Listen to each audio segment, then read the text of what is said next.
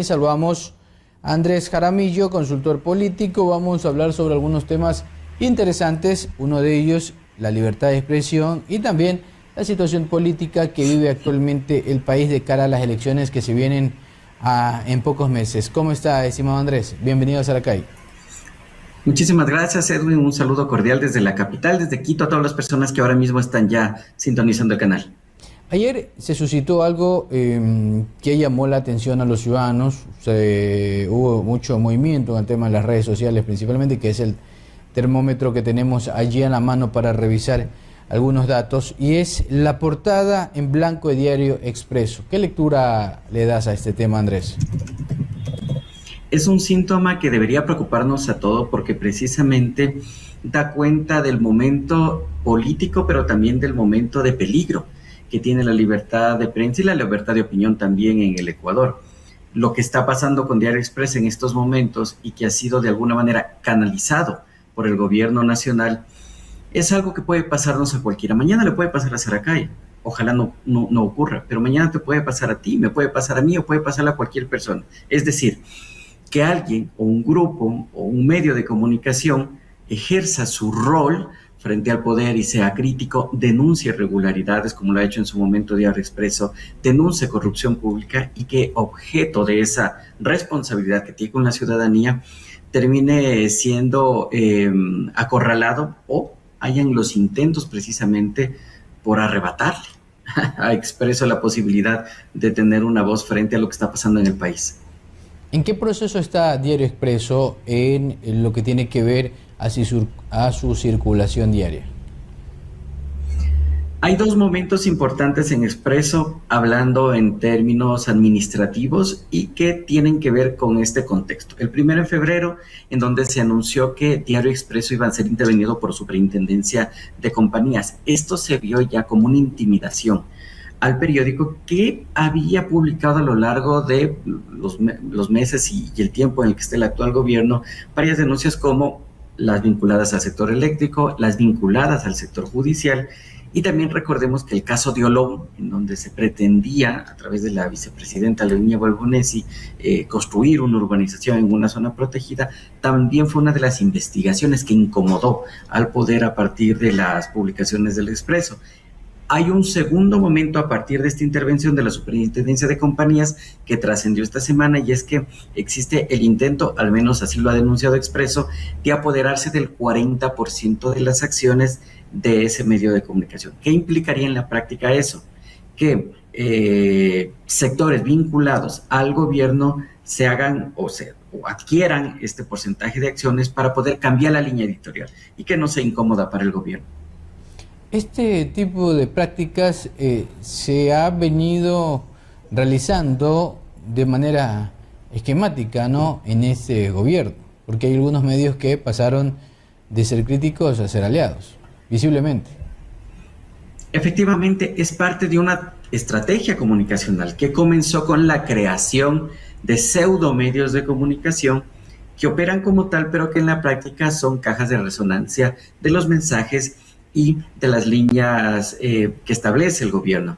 Luego hubo un segundo momento en que se empezaron a comprar medios de comunicación. Ocurrió ya con La Posta, ocurrió ya con Diario El Universo. Vemos que hay un intento por hacer lo mismo con Diario Expreso, pero lo que evidencia, Edwin, esto es que el ataque que se está haciendo a Diario Expreso ratifica el carácter autoritario de este gobierno.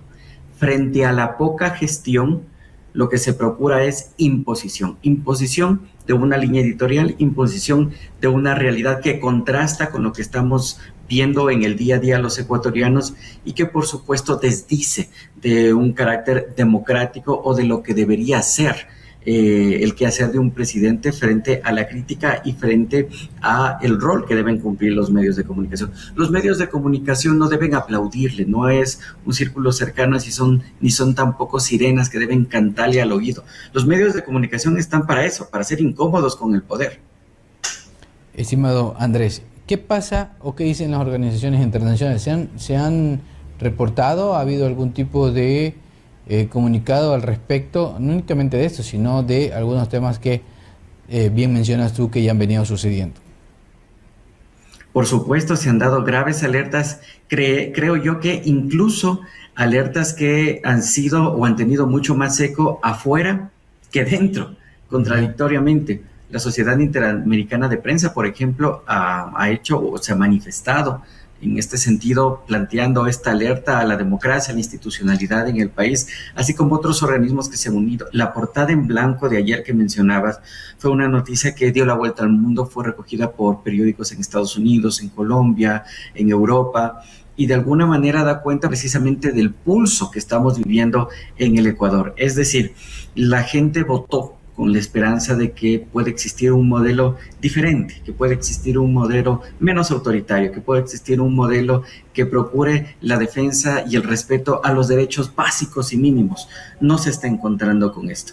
El resultado de estas prácticas que se han convertido ya en una política de Estado para el presidente de la República, Daniel Noboa, se han visto incluso reflejadas en las urnas. Gran parte de las explicaciones del por qué perdió la consulta popular precisamente tienen que ver con este carácter autoritario, pero parece que en el gobierno no les interesa mucho. Andrés, ¿qué pasa en nuestro país? Porque cuando hay un inconveniente con un periodista, cuando hay este tipo de acciones esquematizadas de medios de comunicación que pasan a ser de críticos, aliados, no se puede comprobar, ¿no?, que el gobierno de una u otra manera intervenga, pero sí se ve, pues, ¿no?, en la línea editorial. ¿Qué pasa con los colegios de periodistas, la Confederación de Periodistas dentro de nuestro país, que no son fuertemente críticas en base a este tema? Porque también existen intereses desde los gremios, entonces tiende el tema de la comunicación en nuestro país a debilitarse cada vez más. Bueno, hay una realidad también que debemos reconocer, Edwin, y es que cada vez hay menos periodistas y más influencers.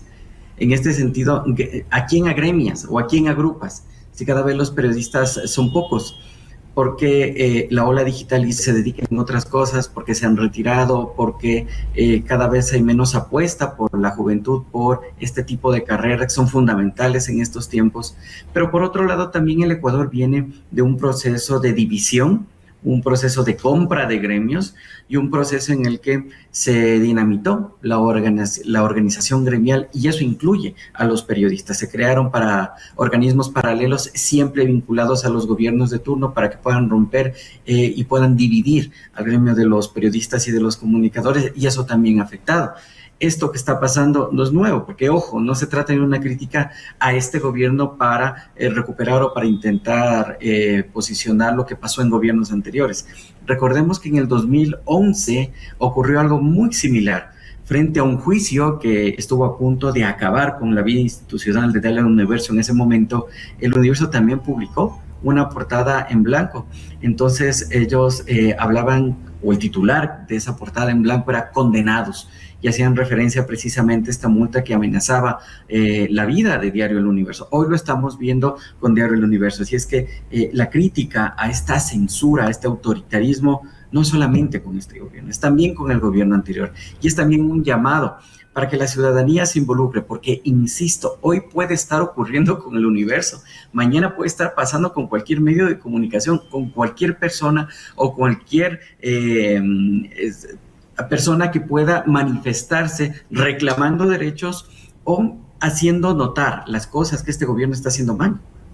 Andrés, tal cual tú lo has indicado, no son prácticas nuevas, no son prácticas de este gobierno únicamente, han sido prácticas lastimosamente que se han registrado desde gobiernos anteriores, donde se rompían desde diarios hasta cada fin de semana como que enfrentarse a ciertos titulares que sacaban diferentes medios escritos y también de radio y de televisión.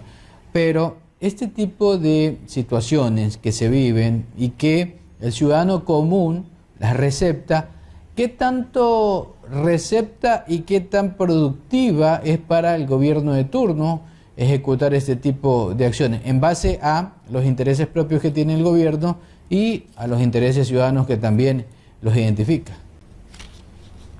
Pues tiene una doble connotación, un doble impacto. Por un lado, hay personas que aplauden el hecho de que efectivamente se tenga este tipo de acciones pero también hay quienes aún están convencidos de que hay derechos y que hay libertades que uno tiene que defender necesariamente para poder tener un Estado democrático. En este sentido, creo que el ecosistema digital se ha modificado mucho. Ya no existen medios de comunicación solamente tradicionales que sean referentes de la ciudadanía.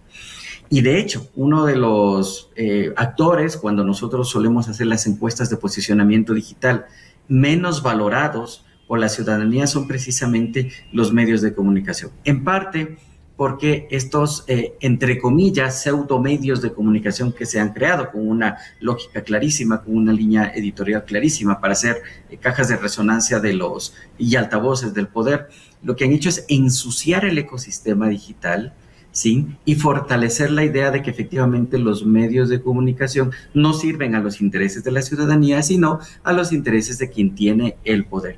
Pero por otro lado, también es importante hacer una autocrítica del trabajo que como medios de comunicación hemos hecho frente a la ciudadanía, en la medida en que los temas que realmente son sentidos por la ciudadanía muchas veces no están en la parrilla de los medios de comunicación. Yo aplaudo la iniciativa, por ejemplo, de Saracay TV de abrir los micrófonos, lo que veíamos antes precisamente de esta entrevista, que sea la gente también quien pueda ser la protagonista de la noticia y no solamente los periodistas, que nos pueda contar qué pasa en sus barrios, qué pasa en sus calles. Creo que la dirección del periodismo está muy bien enfocada cuando se empieza a hacer que la ciudadanía sea la protagonista y no el poder de turno. Así es que hay un camino muy grande precisamente para esto, pero es importante el involucramiento de todos, de absolutamente toda la ciudadanía, porque insisto, hoy es Diario Expreso, ayer fue Diario El Universo, mañana puede ser cualquiera de nosotros. Andrés, cambiando un poco de tema, teniendo en cuenta de que íbamos a abordar dos situaciones, está el tema político. Las elecciones se van a realizar en noviembre, empezó el tema del calendario electoral con el cambio de domicilio de cada uno de los electores. ¿Cómo ves al arrancar esta campaña política donde todavía hay dudas, ¿no? Bueno, el tema de la Revolución Ciudadana parece que está definido, que no va a participar, pero ahí hay otros movimientos, Comunidad Popular también, que está a la expectativa. ¿Cómo ves este arranque de campaña política adelantada? Inclina la cancha a favor del partido político que con antelación ya sabía que esto iba a ocurrir y pudo organizar a sus estructuras, movilizar a sus militantes y de alguna manera prepararse para este escenario. Quienes no lo sabían con anterioridad han tenido que adaptarse sobre la marcha a un tiempo menor que en la práctica electoral impacta en la medida en que existen etapas dentro de la campaña. Y una primera etapa en donde sirve para posicionar a las personas como imagen pública, una segunda etapa para vincularlos con una idea positiva y una última etapa para llamar al voto. La primera etapa prácticamente ya nos la saltamos. No existe tiempo para poder hacer eso. Y eso pone en desventaja a los partidos políticos y a los actores políticos. Este adelanto inclina la cancha, favorece a una persona y, por supuesto, frente al desgaste que tiene el gobierno constante, mientras más rápido se hacen las elecciones, mejor. Cuando dices que hemos una etapa en el tema de conocimiento también, eso equivale a de que en la papeleta vamos a tener rostros conocidos. Esto quiere decir autoridades en funciones, ex autoridades, pero muy poca posibilidad habrá de personas nuevas.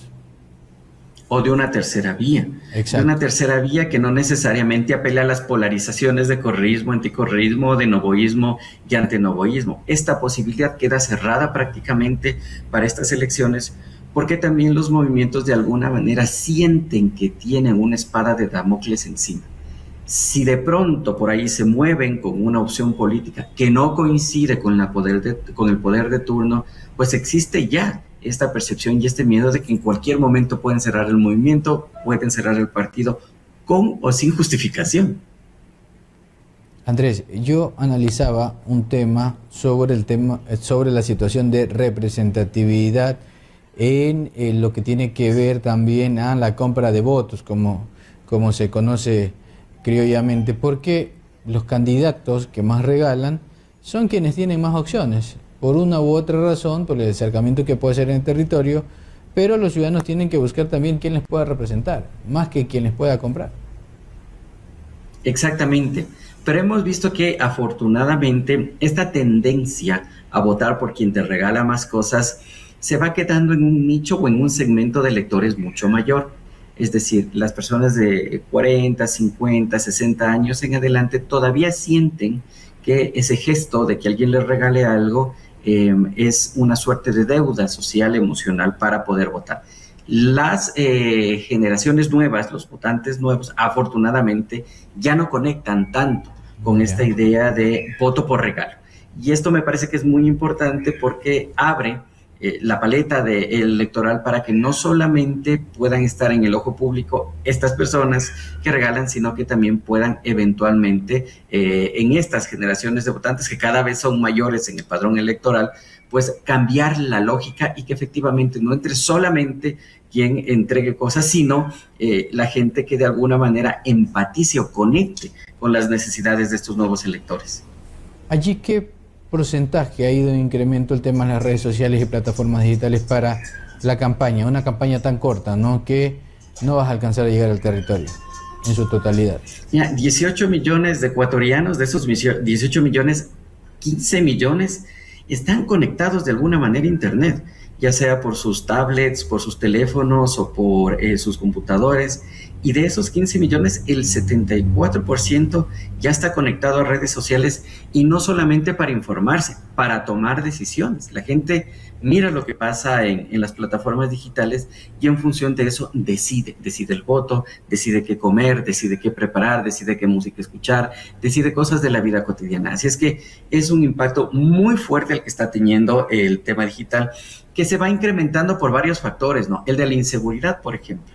La inseguridad impide que se pueda hacer campaña en todos los territorios, pero también hace que la gente salga menos, interactúe menos con la realidad y que prefiere estar conectada con un dispositivo para entretenerse o para buscar incluso interacciones humanas, pero a través de los dispositivos. Muy bien, muchas gracias, estimado Andrés Jaramillo, consultor político. Allí está.